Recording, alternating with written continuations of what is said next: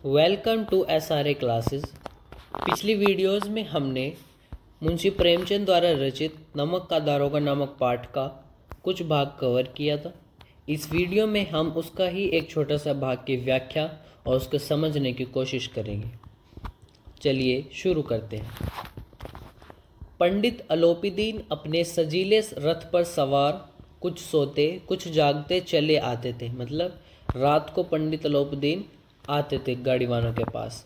अचानक कई गाड़ी वालों ने घबराए हुए आकर जगाया और बोले, महाराज, दारोगा ने गाड़ियां रोक दी है और घाट पर खड़े आपको बुलाते हैं। अभी तक वे आए नहीं थे घाट पर। इतने में कुछ गाड़ियों के जो ड्राइवर है, गाड़ी चलाने वाले गाड़ीवान, वे मुंशी पंडित अलोपीदीन के पास जाकर बोले कि पंडित अलोपीदीन जी महाराज, जो दरोगा है वहाँ घाट के, उन्होंने गाड़ियाँ रोक दी है और आपको बुला रहे हैं।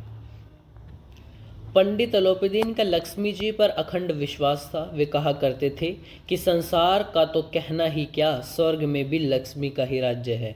उनका यह कहना यथार्थ ही था। न्याय और नीति सब लक्ष्मी के ही खिलौने हैं। इन्हें वह जैसे चाहती है नचाती है। लेटे ही लेटे गर्व से बोले, चलो हम आते हैं। अब कहने लगे पंडित अलोपीदीन के चलो हम आते हैं। गाड़ी वालों को कहा।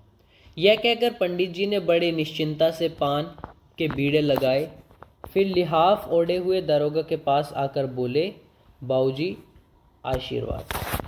अब कुछ लिहाफ ओढ़ा और जो दरोगा थे उनके पास आकर बोला, बाबूजी आशीर्वाद दीजिए। कहिए हमसे ऐसा कौन सा अपराध हुआ है कि गाड़ियाँ रोक दी है। यह बातें पंडित अलोपीदीन मुंशी वशीधर को कह रहे हैं। हम ब्राह्मणों पर तो आपकी कृपा दृष्टि रहनी चाहिए। वंशीधर रुखाई से बोले, सरकारी हुक्म। पंडित अलोपीदीन ने पूछा कि गाड़ियाँ क्यों रोकी, हमसे क्या गलती हुई, और थोड़ा बहुत उसको समझाने की, अपने वश में करने की कोशिश की। लेकिन पंडित मुंशी वशीधर ने कहा कि यह सरकारी आदेश है। अलोपीदीन ने हंसकर कहा, हम सरकारी हुक्म को नहीं जानते और न सरकार को। हमारे सरकार तो आप ही है। हमारा और आपका तो घर का मामला है। हम कभी आपसे बाहर हो सकते हैं। मतलब जो पंडित अलोपीदीन है वे मुंशी वशीधर को अपने वश में लेना चाहते हैं उनकी तारीफ करके। आपने व्यर्थ का कष्ट उठाया। यह तो नहीं सकता कि इधर से जाएं और घाट के देवता को भेंट न चढ़ावे। मैं तो आपकी सेवा में स्वयं ही आ रहा था। वंशीधर पर ऐश्वर्य की मोहिनी वंशी का कुछ प्रभाव न पड़ा। मतलब मुंशी वशीधर उनके चंगुल में नहीं है। ईमानदारी की नई उमंग थी। कड़क कर बोले, हम उन नमक हरामों में से नहीं है जो कोड़ियों पर अपना ईमान बेच डालते हैं। ये बात बेचते फिरते हैं। ये बात मुंशी वशीधर ने पंडित अलोपीदीन को कहा। आप इस समय हिरासत में हैं।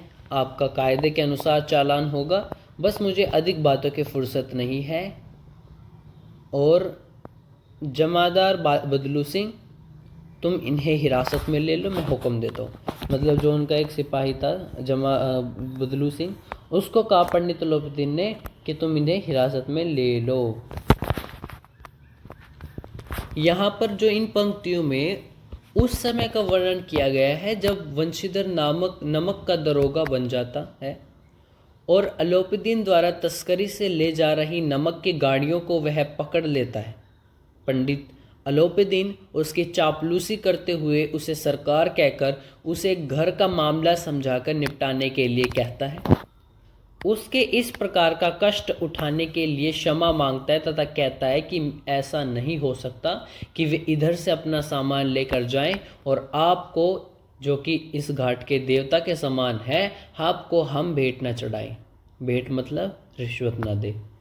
वह उनकी सेवा में स्वयं उपस्थित होने की बात कहता है, पर वंशीधर पर उसकी चापलूसी तथा रिश्वत देने की बात का कोई प्रभाव नहीं पड़ता।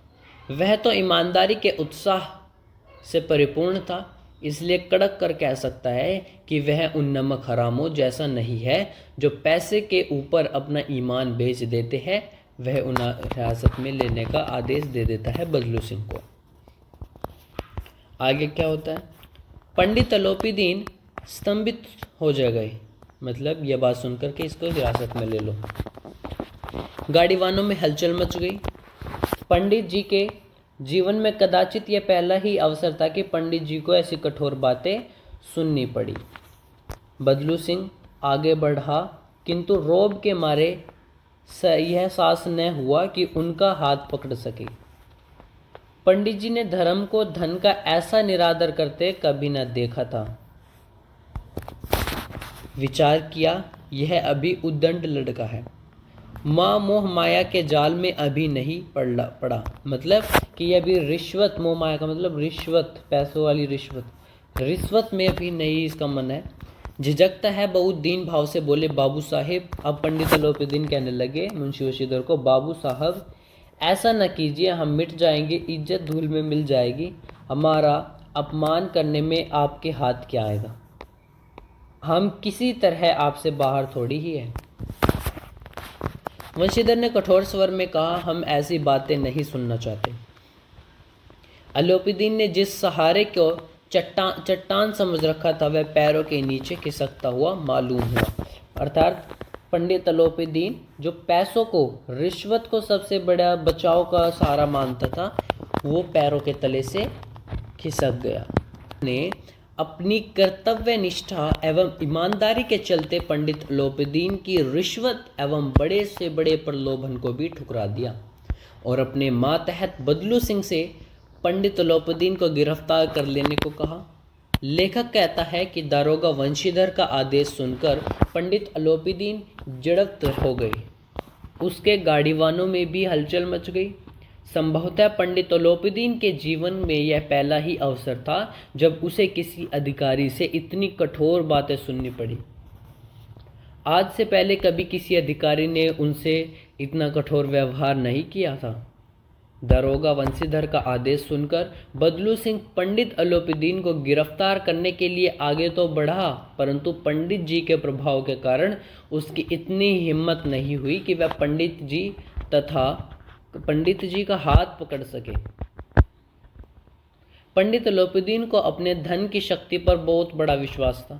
आज तक उन्होंने धर्म का मतलब क्या है, कर्तव्य निष्ठा, ईमानदारी को धन का इतना अपमान करते पहले कभी नहीं देखा। उन्होंने मन में सोचा कि दरोगा भी एक उद्दंड युवक है जो संभवतः अपनी मोहमाया के जाल में नहीं फंसा है।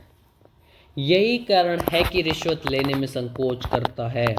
यह सोचकर उन्हें बड़े दीन भाव से पुनः वंशीधर को कहा कि वे उन्हें गिरफ्तार न करें, गिरफ्तार होने से वे मिट जाएगा, अर्थात उनकी इज्जत मिट्टी में मिल जाएगी। उन्हें गिरफ्तार करने और उनका अपमान करने में आपको हाथ कुछ नहीं आने का। स्वाभिमान और धन ऐश्वर्य को कड़ी चोट लगी, किंतु अभी तक धन की सांख्यिकी शक्ति का पूरा भरोसा था। अपने मुख्तार से बोले, लाला जी 1000 के नोट बाबू साहिब को भेंट कर दो। मतलब अब पंडित अलोपीदीन अपने जो साथी थे उनको कहने लगे कि लाला जी को 1000 रुपये भेंट कर दो, मतलब रिश्वत दे दो ताकि वे छूट सके। आप इस समय भूखे सिंह हो रहे हो। वंशीधर ने गर्म होकर कहा, 1000 नहीं, 1,00,000 भी मुझे सच्चे मार्ग से नहीं हटा सकते। धर्म की इस बुद्धिहीन दृढ़ता और देव दुर्लभ त्याग पर मन बहुत झलकाया। मतलब अब पंडित अलोपीदीन कुछ गुस्सा होने लगे। अब दोनों शक्तियों में संग्राम होने लगा। धन ने उछल कर आक्रमण करने शुरू किए। 1 से 5, 5 से 10, 10 से 15 और 15 से 20,000 तक नौबत पहुंच गई रिश्वत देने में। किंतु धर्म अलौकिक वीरता के साथ इस बहुसंख्यक सेना के सम्मुख अकेला पर्वत की भांति अटल अविचलित खड़ा रहा। अलोपीदीन निराश होकर बोले, अब इससे अधिक मेरा साहस नहीं, आगे आपको अधिकार है। मतलब अब पंडित जो अलोपीदीन है वे कहने लगे कि इससे आगे मैं रिश्वत नहीं दे सकता। वंशीधर ने अपने जमादार को ललकारा। बदलू सिंह मन में दारोगाजी को गालियां देता हुआ पंडित अलोपीदीन को और आगे बढ़ा। पंडित घबराकर 2-3 कदम पीछे हट गए। पंडित अलोपीदीन अत्यंत दीनता से बोले, बाबू साहब, ईश्वर के लिए मुझ पर दया कीजिए, मैं 25,000 पर निपटारा करने को तैयार हूँ। मतलब वे अपनी इज्जत को मिटने नहीं देना चाहते थे पंडित अलोपीदीन। असंभव बात है, 30,000 पर किसी तरह भी संभव नहीं। ये जो असंभव बात है, किसी तरह भी संभव नहीं, ये किसके द्वारा कहे गए हैं? मुंशी वशीधर के द्वारा कहे गए। 40,000 नहीं 40 लाख पर भी असंभव है। बदलू सिंह, इस आदमी को अभी हिरासत में ले लो। अब मैं एक शब्द भी नहीं सुनना चाहता। धर्म ने धन के पैरों के तले कुचल डाला। अलाउद्दीन ने एक हृष्ट पुष्ट मनुष्य को हथकड़ियाँ लिए हुए अपनी तरफ आते देखा। चारों ओर निराश और कातर दृष्टि से देखने लगे। इसके बाद एकाएक मूर्छित होकर गिर पड़े। इतना बड़ा काम जिंदगी में कभी नहीं हुआ था पंडित अलाउद्दीन के। तो ये था नमक का दरोगा नामक पाठ का एक छोटा सा और हिस्सा, जिसको हमने इस वीडियो के माध्यम से पॉसिबल व्याख्या करके समझने की कोशिश की। अगर वीडियो पसंद आई हो तो प्लीज़ लाइक करें, सब्सक्राइब करें, ताकि आने वाली वीडियोस का लिंक और नोटिफिकेशन आप तक ज़रूर पहुँचे। Thank you.